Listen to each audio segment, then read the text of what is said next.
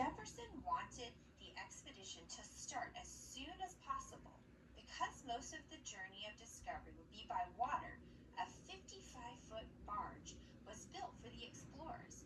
Known as a keelboat, it had sails and 20 oars, 10 on each side. Not only would it carry men, food, and supplies, but it would also carry gifts for trading with the Indians they encountered along the way. Canoes and 2 pirogues would also carry men and supplies. Not sure if I butchered that That's word. pronounced pirogues. Pirogues were large rowboats with sails. One pirogue had a red sail, while other a white sail. It was pronounced The pirogue. expedition was first based opposite the settlements Though my voice of is St. deep. Louis, where the Mississippi and the Missouri rivers met. The men would wait out the winter there. By the spring of 1804, I wasn't there in everyone was eager to 1804 get because I was started, not born. including Lewis. But first, he had to leave camp to buy supplies and food. The men had to take everything they needed except for meat they would hunt and fish that they would catch in the wilderness. Because there were no maps to follow, Lewis bought surveying equipment, a compass, a quadrant, and a sextant.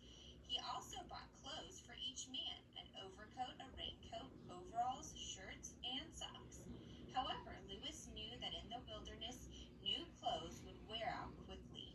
When they did, the men would have to make clothing from animal skins.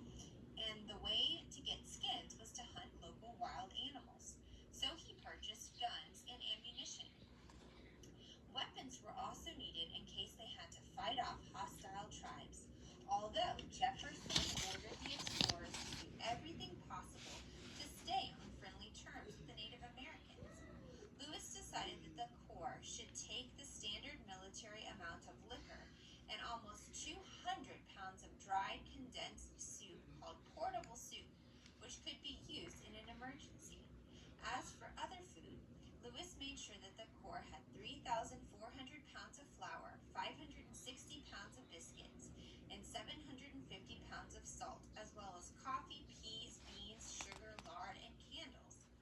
Lewis noted in his journal that he bought pots, axes, drills, files, and other tools of every description. He also made sure to pack hundreds of pounds of goods to trade with the Indians they met along the way. Colored glass beads, ribbons, needles, knives, fishhooks, calico shirts, scissors, copper kettles, blankets, tobacco, ear and nose trinkets, and dozens of other items that would appeal to the Indians. On the advice of a well-known Philadelphia doctor, Lewis also packed medicines. Last but not least, Lewis ordered a 40-foot-long boat to be constructed, mostly of iron. The 44-pound frame would be carried over land. Later on, it would be covered with hides or bark. Lewis wrote about the iron boat with great pride. It is much stronger. It will carry its burden with equal ease and with great security, and when the bark and wood are discarded, will be much lighter and can be transported with more safety and ease. Congress had granted the expedition $2,500 for their supplies and food. Lewis bought everything they needed for a little more than $2,000. Even though Lewis hadn't finished shopping, Clark started out. Clark and the Corps packed up and pushed off with great excitement. Lewis wrote in his journal what Clark had told him of their leave-taking. Local citizens came to cheer them off with shouts of good luck and safe journey. At 4 p.m. on Monday, the 14th of May, 1804, he, Clark, embarked with the party in the presence of a number of the neighboring citizens who had assembled to witness his departure. No doubt each man had his own fears. What Indians would they meet? Would they be hostile or friendly? What dangerous animals would there be? Would they find enough game to kill and eat for survival? How long would it be before they saw their families again? Clark and his crew headed west into the mouth of the Missouri River. A week later, Lewis, with all his purchases, caught up to them. Clark soon found out that traveling on the river wasn't easy. Sandbars, snags, and rapids slowed them down. floating logs were in danger. A big log hitting a pirogue or canoe could crush it. Pirogue. Sometimes the team traveled only a mile in an hour.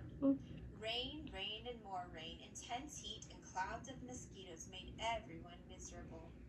Even Lewis's dog Seaman. Lewis and Clark complained often in their journey about the swarms of mosquitoes. The mosquitoes and ticks are numerous and bad. The mosquitoes are yet troublesome. The mosquitoes continue to They spell infest mosquitoes us wrong. in such manner that we can scarcely exist. I think mosquitoes are spelled Musquitoes,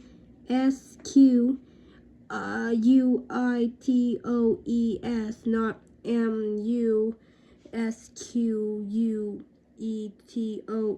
because it's misspelled the wrong way. It's spelled mosquitoes, not mosquitoes. It's supposed to say mosquitoes, not mosquitoes. But anyways, let's just get back to the story. Worse and bad. The mosquitoes are yet troublesome. The mosquitoes continue to infest us in such manner that we can scarcely exist. My dog even howls with the torture he experiences from them. They are so numerous that we frequently get them in our throats as we breathe. That's another cool picture. Yeah, I agree. There were times of fun and fellowship too.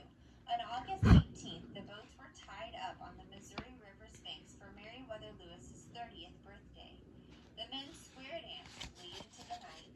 Clark wrote Captain L. Birthday. The evening was closed with an extra gill of whiskey and dance until 11 o'clock. One sergeant missed the festivities. Sergeant Floyd is taken very bad, Clark wrote in his journal. Sergeant is spelled He gets worse, and we are much S-E-R-J. alarmed at his condition. Let me pause for a minute. So, guys, sergeant is spelled Sergeant, not S-E,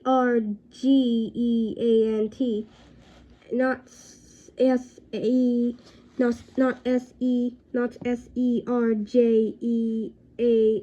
because they misspelled it wrong. They spelled it as sergeant with a J instead of a G. But don't worry, let's keep going on, okay? Sergeant Floyd is taken very bad, Clark wrote in his journal.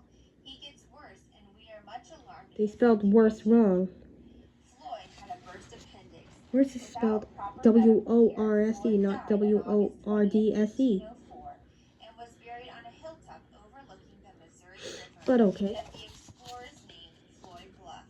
Charles Floyd was the only person on the expedition to lose his life.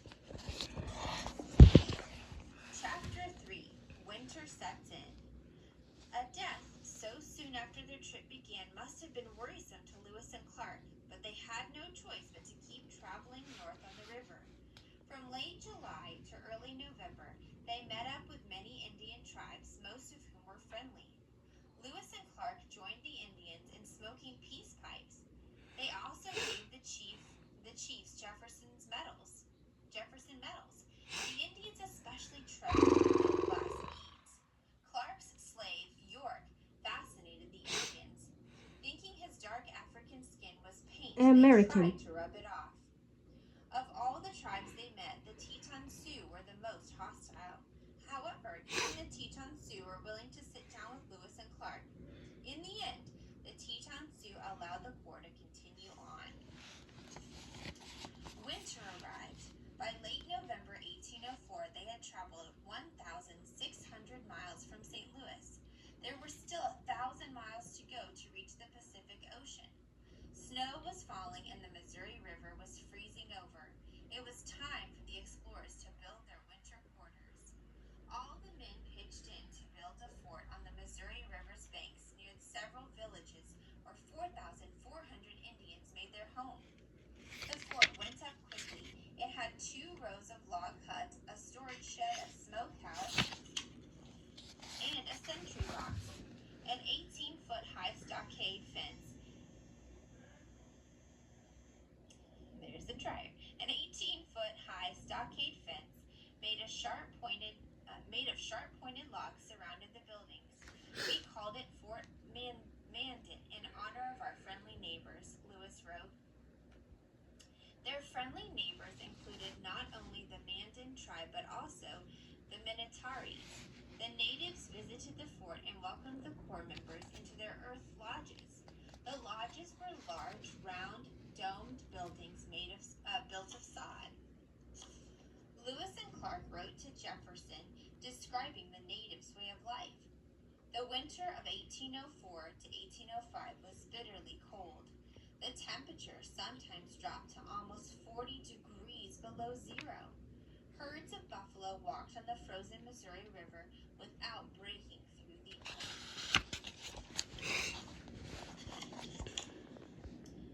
On Christmas and New Year's Day, most of the men were homesick.